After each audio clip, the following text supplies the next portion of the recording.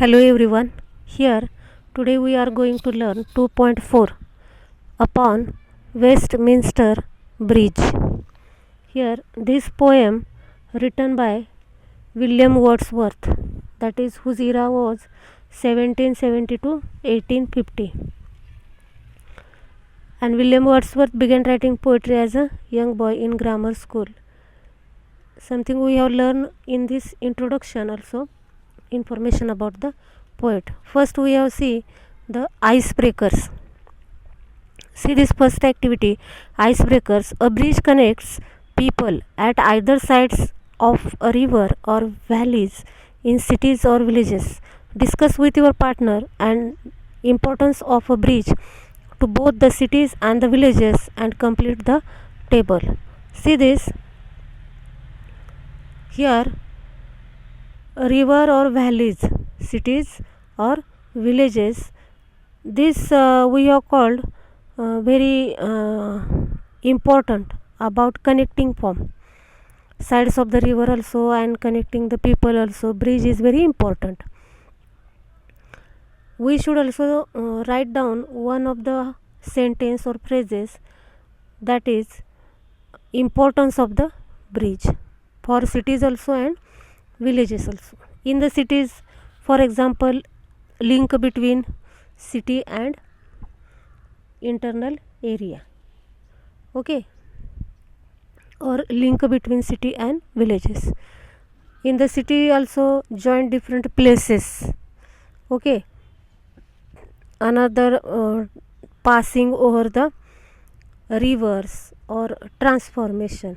This is the main important reasons, that is connecting or we have see build the bridge.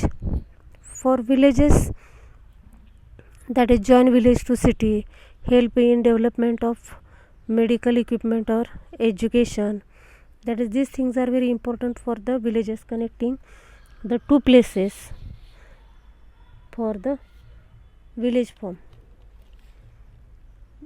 Another, a bridge allows produce from in and around the village to be taken out by farmer in heavy vehicles for sale.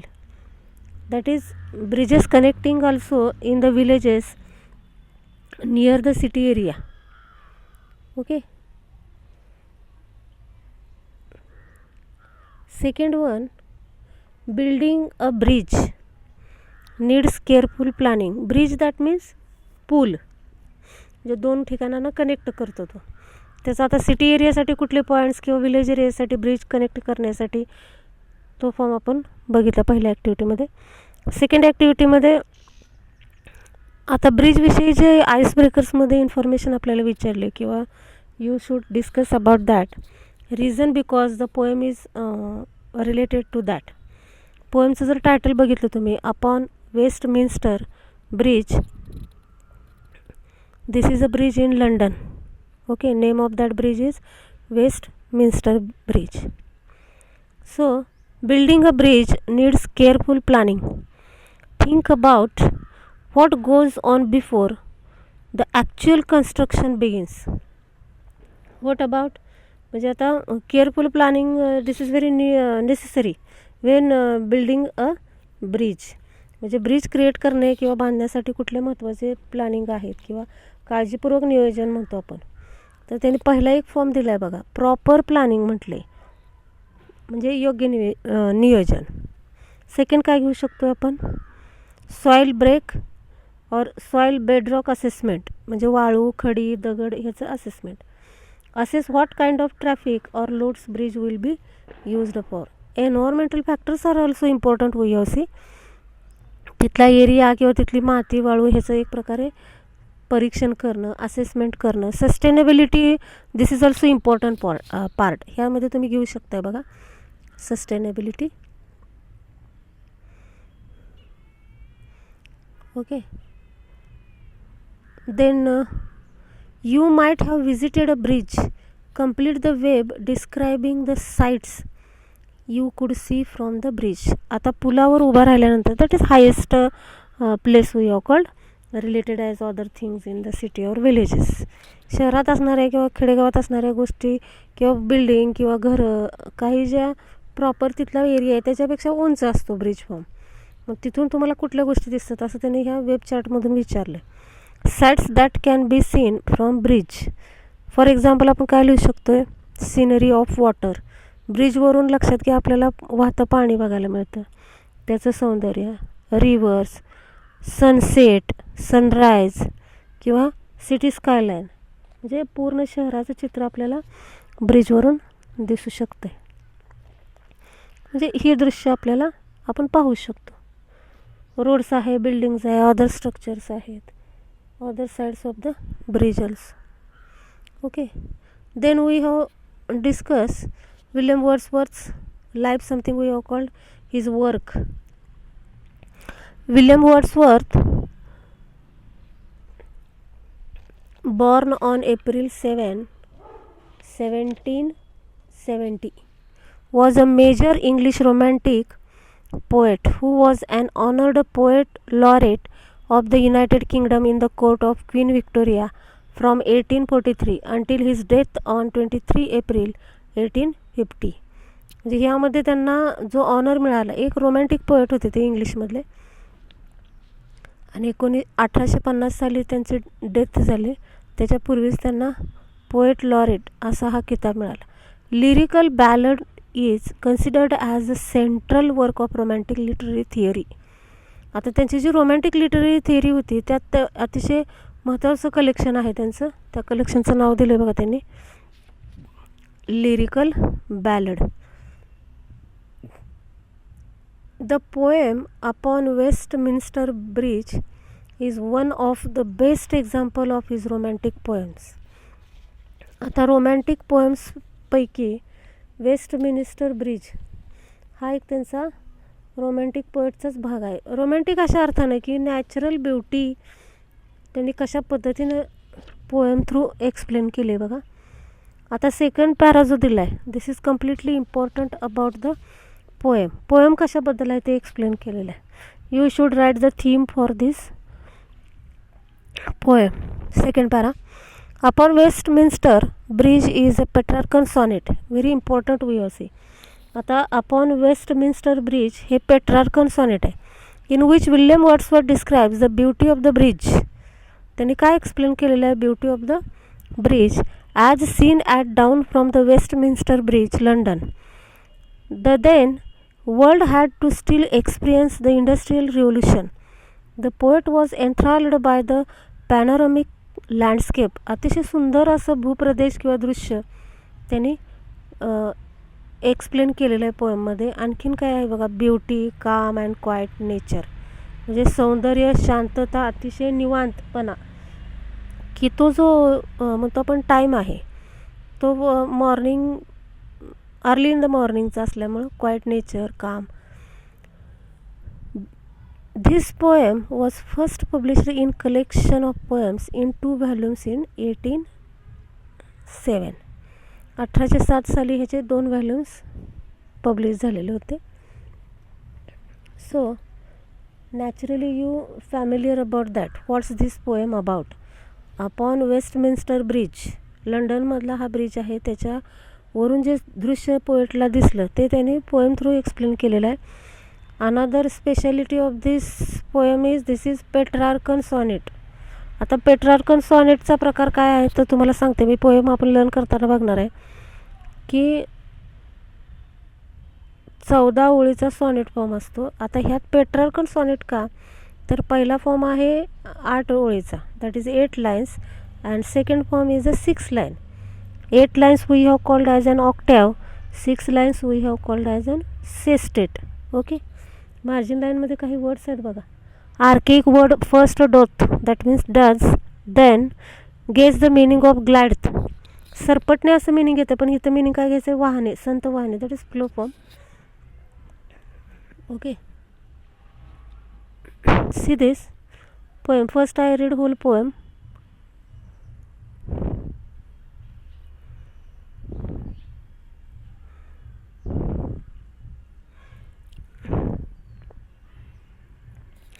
earth has not anything to show more fair.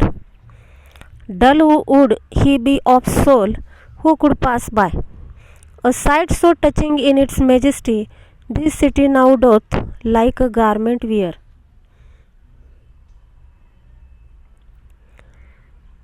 The beauty of the morning silent bare, ships, towers, domes, theatres, and the temples lie open unto the fields and to the sky, all bright and glittering in the smokeless air. This is octave, that is 8 lines. And last 6 lines we have seen. Never did sun more beautifully steep in his first splendor valley, rock, or hill. Never saw I, never felt, that is I never felt, a calm so deep. The river glideth at his own sweet will. Dear God, the very houses seem asleep, and all that mighty heart is lying still. तर ह्या पोएममध्ये त्यांनी how he looking upon the bridge, that is the London city, how it looking he express here William Wordsworth was travelling over the Westminster bridge. आता Westminster ब्रिजवरून जाताना त्यांना जे दृश्य दिसलं, and he travelling Westminster bridge on the which timing, that is early in the morning. He stopped and admire the view before him. That is William Wordsworth stopped for a while, and how he watching the beauty through this bridge. Bridge वरून दिसणारी beauty त्यांनी explain केली बघा. Wordsworth says, that is in first 2-3 lines we see, there could not be a more beautiful scene on the earth. That is, earth has not anything to show more fair.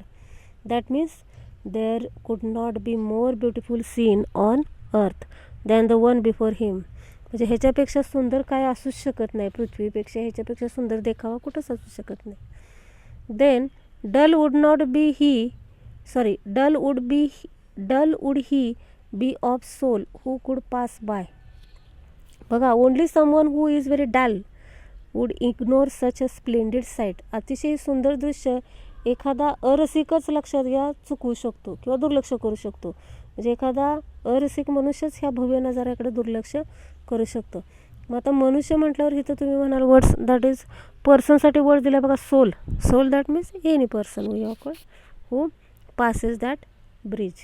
Okay, a sight so touching in its majesty, that is city is very quiet, splendid sight, अतिशय सुंदर असा नजारा आहे हा.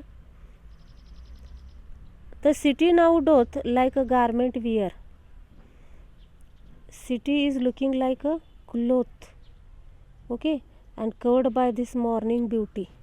म्हणजे शहर हे जणू काय आहे, कापड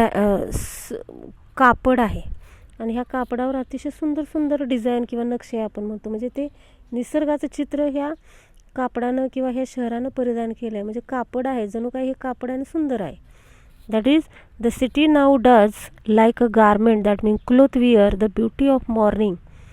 म्हणजे सकाळचं सुंदर असं निसर्गाचं म्हणतो आपण लेणं त्या कापडानं ॲक्सेप्ट केलेलं आहे किंवा तशी डिझाईन आहे. That is, the city is very quiet, not yet awake, seems to sparkle in the clean early in the morning air. अतिशय क्लीन एअर असते बघा, आणि ह्या क्लीन एअरमुळे काय होतं, ब्युटी अतिशय सुंदर दिसते. As it is the city of London is covered by morning beauty as a garment. म्हणजे निसर्ग जो सकाळचा सुंदर दिसतोय ते जणू काही शहरानं कापड परिधान केल्यासारखं दिसते. लाईक हा वर्ड दिला बघा, इथं फिगर ऑफ स्पीच यूज केलेला आहे, सिमिली. शिप्स, आता what type of beauty we have called ships, towers, domes, theatres and temples lie. आता त्या ब्रिजवरून काय दिसते तर मनोरे दिसतात, घुमट दिसतोय, मंदिरं, चित्रपटगृह. म्हणजे सूर्योदय झाला आहे, शांत आहे, प्रदूषण नाही. म्हणजे ह्या गोष्टी सगळ्या मानवनिर्मित आहे. Something we have called ships, towers, domes, theaters and temples. All these are man making but looking very beautiful because of the calmness and quietness. अतिशय शांतपणा असल्यामुळे ह्या दिसणाऱ्या गोष्टीसुद्धा कशा दिसतात, अतिशय सुंदर दिसतात. Okay, see this. Open unto the field and to the sky, all bright and glittering in the smokeless air. बघा, डोंगर दऱ्यातून उगवणारा सूर्याचा तेजस्वी रूप म्हणतो आपण. आता ते सुद्धा वर्णन करताना किती सुंदर केलेलं आहे बघा. Open unto the fields and to the sky, अतिशय सुंदर दृश्य किंवा अतिशय नीरव शांतता म्हणतो आपण, दिसते तिथं. In the first splendour valley, rock and hill, म्हणजे लखत चमकताना दिसतो डोंगर दऱ्यातून सूर्य, त्याचं तेजस्वी रूप की जे पोएटनं कधीच बघितलेलं नव्हतं. स्मोकलेस एअर म्हटलं आहे बघा. स्मोकलेस एअर म्हणजे काय? धूरविरहित हवा म्हणजेच काय? Pure air. Never did sun more beautifully steep, आणि असा हा उगवणारा सूर्य एवढा सुंदर कधीच दिसला नव्हता पोएटला, विल्यम शेक्सपियरला.